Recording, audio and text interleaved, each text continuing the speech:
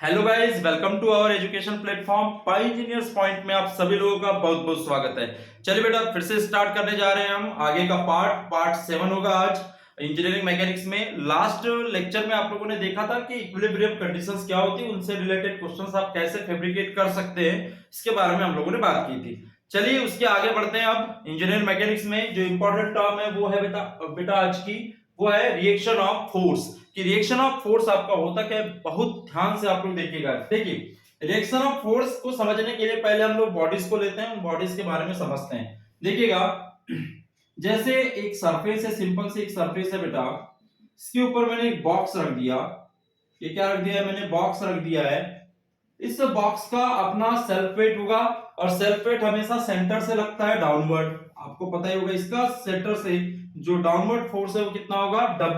W बराबर क्या होता है बेटा? Mass into gravity. वेट बराबर क्या होता है? Mass into gravitational acceleration. ये सब लोगों को पता है ना, आप लोगों को भी पता होना चाहिए। ठीक है, अब ये जो बॉडी है ये इस सरफेस के ऊपर है, तो ये नीचे लोड लगा रही है, इस सरफेस के ऊपर लोड लगा रही है। देखिए इस तरह से, ये आपकी एक बुक है, इसके ऊपर इस तरह से लोड लगाए।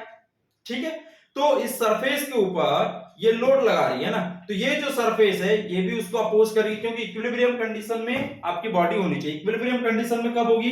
जितना डाउनवर्ड उतना अपवर्ड। तो सीधी सी बात है, इस बॉडी के वेट को रजिस्ट करने के लिए नीचे से उतने ही वेट का लोड लगेगा या रिएक्शन लगेगी, और अगेंस्ट, है ना, अगेंस्ट द डाउनवर्ड फोर्स। ये जो डाउनवर्ड फोर्स लगा रहा है, कौन लगा रहा है बेटा? ये बॉडी। इसके अगेंस्ट मतलब इस डायरेक्शन के अपोजिट डायरेक्शन में फोर्स लगेगा, और रिएक्शन हमेशा नॉर्मल लगता है बेटा, है ना, प्लेन के ऊपर नॉर्मल लगता है। तो याद में रखना, it is the normal force, है ना, it is the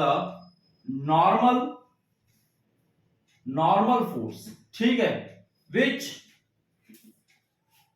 acts against incoming forces, जो भी इनकमिंग फोर्सेस हैं और आउटगोइंग फोर्सेस होंगे, और आउटगोइंग फोर्सेस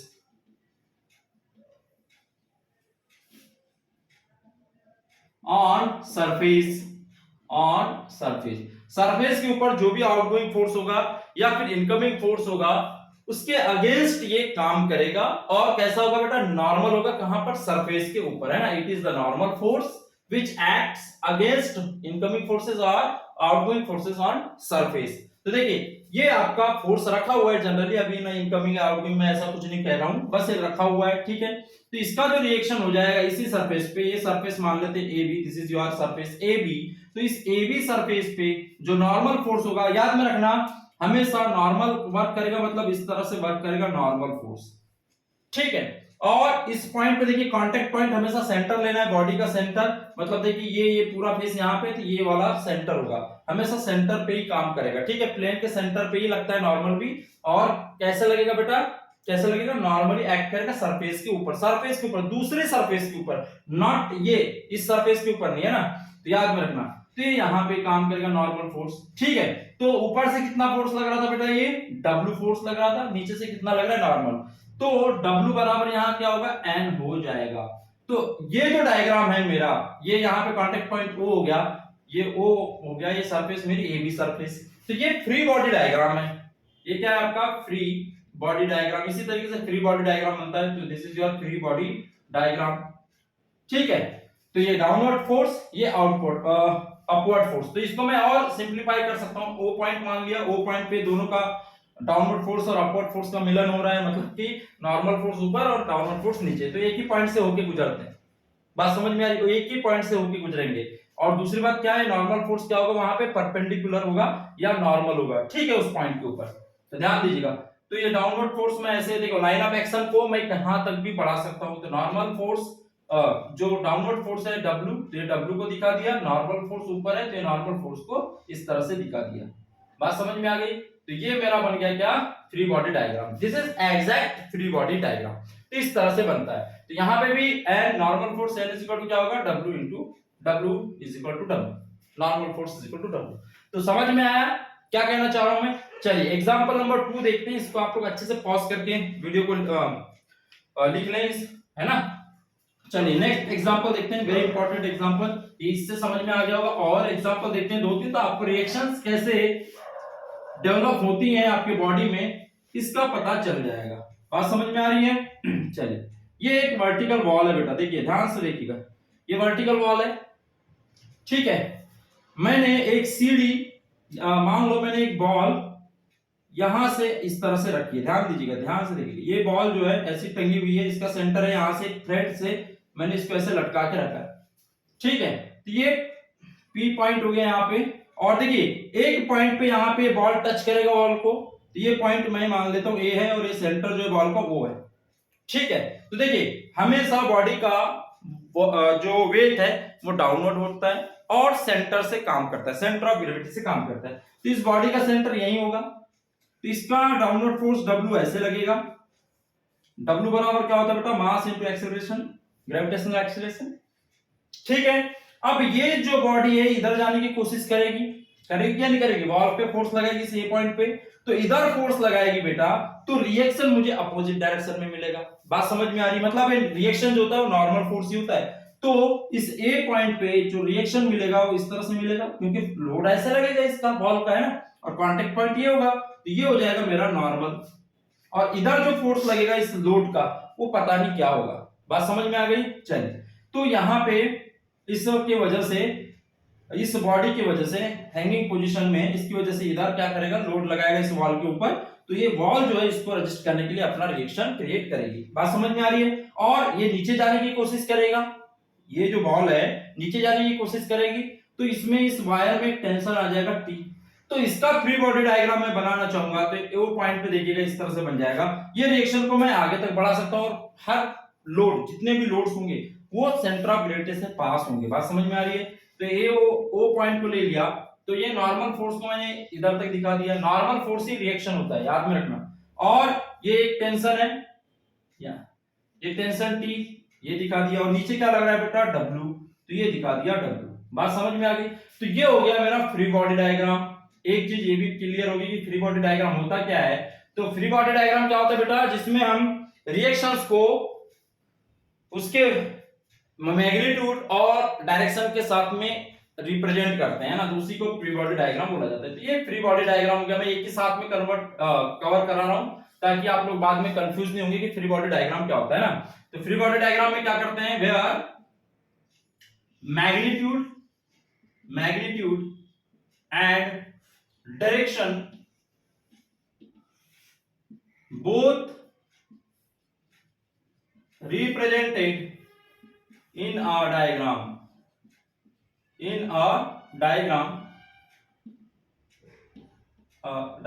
ही डायग्राम में सारी चीजें रिप्रेजेंट की जाती है, वही आपका फ्री बॉडी डायग्राम होता है। ये देखिए सिंपल से डेफिनेशन है, वो लिख लीजिएगा फ्री बॉडी डायग्राम की। फ्री बॉडी डायग्राम क्या होता है, where magnitude and direction both represented in a single diagram, मतलब अ डायग्राम मतलब सिंगल डायग्राम, ठीक है, किसका, फोर्सेस, ठीक है। तो ये समझ में आ गया, इसका फ्री बॉडी डायग्राम बना दिया मैंने। तो ये रिएक्शन जो n को आप r भी लिख सकते हैं, n को आप r लिखना चाहो तो r, रिएक्शन को जनरली r से शो कर दे तो r, ठीक है। तो जहां जहां कांटेक्ट पॉइंट होंगे, है ना, जहां जहां कांटेक्ट पॉइंट होंगे वहां वहां रिएक्शन डेवलप होगा। बात समझ में आ रही है मैं क्या कहना चाह रहा हूं, जहां जहां कांटेक्ट पॉइंट होंगे वहां वहां रिएक्शन डेवलप होगा। चलिए और एक डायग्राम देखते हैं, ठीक है। ये दूसरा हो गया एग्जांपल नंबर 3, फिर से देखते हैं, मैं आपको अच्छे से ही समझा रहा हूं आज, है ना, रिएक्शन क्या होता है। और एक फ्री बॉडी डायग्राम बनाते आना चाहिए, मैं सबका फ्री बॉडी डायग्राम बना के बता रहा हूं आपको, है ना, ड्रॉ करके बता रहा हूं, तो आप लोग ध्यान से देखिएगा, ठीक है। चलिए, ये यहां पे एक बॉल इस तरह से रखी हुई है, ठीक है। इसका वेट फिर से सेंटर ये होगा इस बॉडी का, है ना, ये बॉल है, इसका लोड डायरेक्ट नीचे जाएगा ऐसा W, तो W बराबर क्या होगा बेटा, ये W इज इक्वल टू क्या होगा, m इंटू जी, ये तो सबको पता है ना, मास इंटू ग्रेविटेशनल एक्सेलरेशन। इसका वेट हो गया, तो देखिए ये यहां पे बॉल कांटेक्ट में इस सरफेस के, है ना, ये मान लो A पॉइंट है, this is your A point, और यहां पे एक कांटेक्ट में इसको मान लेते हैं B पॉइंट, और ये वाला हो गया आपका ओरिजिन पॉइंट O, सेंटर जो है बॉल का वो, है ना। तो इस सरफेस पे B पॉइंट पे कांटेक्ट में एज्यूम कर लिया हमने। तो देखिए ये सरफेस जो है ऐसी है, तो इसका नॉर्मल ऐसा होगा, बिल्कुल परपेंडिकुलर होना चाहिए इस कांटेक्ट पॉइंट के ऊपर, बात समझ में आ रही है? ये बॉडी ऐसी एकदम है ना, तो इसका परपेंडिकुलर ऐसा होगा इसी पॉइंट पे जहां पे कांटेक्ट में वहीं पे है ना परपेंडिकुलर। अब ये लोड इधर भी लगाएगा, ये बॉल इधर भी लोड लगाएगा इस सरफेस के ऊपर, तो इसके परपेंडिकुलर ये, इसके परपेंडिकुलर ये, और ये बॉडी ऐसे लोड लगाएगी तो इसके अगेंस्ट ऐसे, ये लोड ऐसे लगाएगी तो इसके अगेंस्ट ऐसे। तो ये नॉर्मल N1, ये नॉर्मल N2 या R2 है ना, ये इसको R1 इस तरह से आप ड्रॉ कर सकते हैं, और नीचे W तो लगाइए, ठीक है। और सभी कहां से पास होते हैं? सेंटर ऑफ ग्रेविटी से, बॉडी के सेंटर से पास होंगे ही सभी रिएक्शंस, ठीक है। तो क्या हो जाएगा बेटा इसका फ्री बॉडी डायग्राम, ध्यान से देखिए, ये O पॉइंट है, तो ये यदि देखिए यहां मैंने बराबर बनाया नहीं, ये ऐसे होगा, ये ऐसे जाएगा, ठीक है, तो ये ऐसा और ये ऐसा, ठीक है। तो देखिएगा ये इस तरह से चला जाएगा R1 और ये इस तरह से चला जाएगा R2 या N2, देखिए ये होके ऐसा गुजरता हुआ इधर चला जाएगा, और ये रिएक्शन पॉइंट, ये क्या है, ओरिजिन पॉइंट वो है, और नीचे कितना लगा है W, तो ये W, ये बन गया मेरा फ्री बॉडी डायग्राम, सिंपल। तो अब इसके हेल्प से आप ये R1 R2 और W की वैल्यू निकाल सकते हैं। अब इसका काम हो गया खत्म। अब ये जो है, ये दो वैल्यूज मेरी अननोन है, R1 और R2, W की वैल्यू गिवन होगी, बात समझ में आ रही है? W की वैल्यू आपको गिवन रहेगी, R1 R2 निकालना पड़ेगा। तो रिएक्शंस कैसे फाइंड आउट करते हैं समझ में आई बात, कैसे आप ड्रॉ करेंगे, इतना पर समझना है, सबसे पहले ड्रॉ करते आना चाहिए आपको फ्री बॉडी डायग्राम कि कैसे ड्रॉ करते हैं। ये हो गया, और एक एग्जांपल बता रहा हूं मैं आपको, और एक एग्जांपल लेते हैं तो आपको क्लियर हो जाएगा कि कैसे रिएक्शंस डेवलप होती हैं और आपको कैसे उन्हें एज्यूम करना है। बात समझ में आ रही है? देखिए अब ये वॉल है, देखिए ध्यान से दीजिएगा, है ना, और ये सरफेस है, ये सरफेस आपकी फ्लोर है और ये वॉल है। मैंने एक सीढ़ी यहां से ऐसे फिक्स कर दी, क्या कर दी, ऐसे एक सीढ़ी फिक्स कर दी, ध्यान दो, सीढ़ी फिक्स कर दी, इसकी लेंथ L है, इसकी लेंथ कितनी है, L है। तो स्वाभाविक सी बात है, ऑब्वियसली किसका वेट होगा इस सीढ़ी का, तो ये सीढ़ी का सेंटर यहीं कहीं होगा, होगा।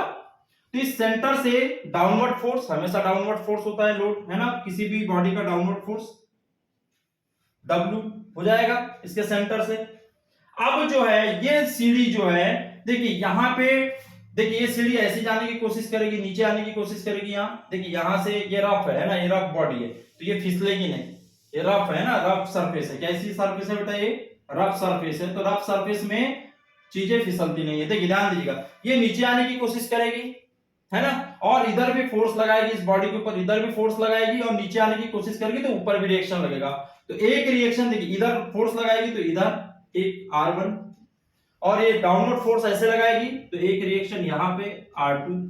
बात समझ में आ रही है? ये जो बॉडी क्या बोलना चाहिए, स्टेयर है, ये इधर फिसलने की कोशिश करेगी इधर, तो इधर फोर्स लगेगा, ये क्या, इसको मान लेते हैं आप R2H हॉरिजॉन्टल, और ये वर्टिकल है, तो वर्टिकल। अब ये जो बॉडी, ये जो स्टेयर है, ये नीचे जाने की कोशिश करेगी, तो इसी पॉइंट पे अपवर्ड फोर्स लगेगा, एक तो मैं साइड में दिखा रहा हूं ऐसे, तो ये क्या हो जाएगा, R1 वर्टिकल और ये R1 हॉरिजॉन्टल, इस तरह से। तो इस पॉइंट का भी काम खत्म हो गया और इस पॉइंट का भी काम खत्म हो गया, और इस सेंटर पे यहां तो कोई रिएक्शन आएगा नहीं, जहां कांटेक्ट में होते हैं पॉइंट्स वहीं पे रिएक्शन डेवलप होते हैं। जहां पे इसके बीच में कहीं कांटेक्ट है क्या बॉडी का, नहीं है, यहां कांटेक्ट में आ गई थी बॉडी, यहां कांटेक्ट में आ गई, तो देखिए यहां पे दो रिएक्शन आ गई। समझ में आ रही है मैं क्या कहना चाहिए? स्टेयर इधर जाने की कोशिश करेगी तो ऐसा रिएक्शन लगेगा, ये स्टेयर नीचे जाने की कोशिश करेगी तो ऐसा अपवर्ड फोर्स लगेगा, ये स्टेयर नीचे आने की कोशिश करेगी तो अपवर्ड रिएक्शन लगेगा, ये स्टेयर इधर फोर्स लगाएगी तो ऐसा फोर्स लगेगा। तो यहाँ पे ए पॉइंट पे एक रिएक्शन बनेगी, बी पॉइंट पे एक रिएक्शन बनेगी, मतलब डायग्राम बनेगा। तो ए पॉइंट पे देखिए क्या बन रहा है बेटा, एक तो ये बन गया क्या, R1H, और एक क्या बन गया, R1V, ये हो गया मेरा ए पॉइंट। बात समझ में आ रही है? बी पॉइंट पे क्या बन गया बेटा, क्या क्या रिएक्शंस आ गई मेरी, R2V, और एक आ गया क्या, R2H हॉरिजॉन्टल, बी पॉइंट पे, ठीक है, आ गया, दिख ही रहा है इस तरह से। और यहां पे जो लोड लगा है, क्या लगा है बेटा, W, कितना लगा है बेटा, W। तो ये मेरा बन गया फ्री बॉडी डायग्राम। है ना। ये मेरा फ्री बॉडी डायग्राम होगा। आप इसको इस तरह से ड्रॉ करेंगे, डिजाइन करेंगे, ठीक है। तो इसका भी मैंने बता दिया, उसका भी बता दिया, इसके पहले और प्रीवियस केस में भी, इसके पहले प्रीवियस केस में भी। तो मुझे आई होप कि आपको रिएक्शंस कैसे डिजाइन किए जाते हैं, कैसे इंड्यूस होते हैं आपके बॉडी में, वो आपको समझ में आ गया होगा। बात समझ में आ रही है। चलिए तो हम बात करते हैं नेक्स्ट लेक्चर में कि रिएक्शंस आपके एक से ज्यादा हो, जैसे कि यहाँ पे अभी तो मैंने रिएक्शंस कैसे डेवलप होते हैं वो बताया, ठीक है। इसके बाद में रिएक्शंस कैसे कैलकुलेट करते हैं ये इंपॉर्टेंट होगा। अभी कुछ थ्योरम होते हैं इनमें, उन थ्योरम की बात मैं नेक्स्ट लेक्चर में करता हूं। तब तक के लिए आप लोग देखते रहिए, वॉच करते रहिए। थैंक